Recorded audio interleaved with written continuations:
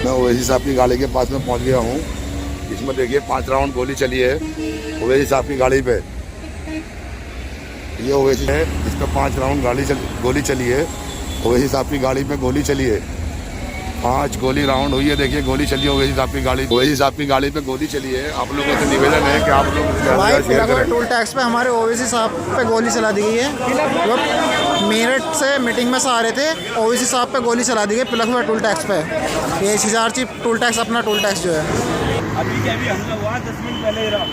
वो एक गोली यहाँ पर मारी गई है, एक यहाँ पर मारी गई है और 4-5 गोली और मारी गई। तो वो सीधे गोली लगी है। ओवैसी साहब हमारे जो सदर हैं वो मजलिस इत्तेहादुल मुस्लिमीन के वो सेफ हैं। टायर में भी गोली लगी है। इधर हो गया, ये टायर में भी गोली मारी गई है। इधर को दिखा, इधर टायर में भी गोली मारी गई है। पंचर हो चुका। माशाल्लाह सदर साहब ठीक है, अल्लाह का शुक्र है, एहसान है कि हमारे मजलिस इत्तेहादुल मुस्लिमीन के सदर साहब ठीक है। ठीक है, मेरी सभी भाइयों से ये अपील है जल्द से जल्द यहाँ पहुँचें और आके सहयोग करें।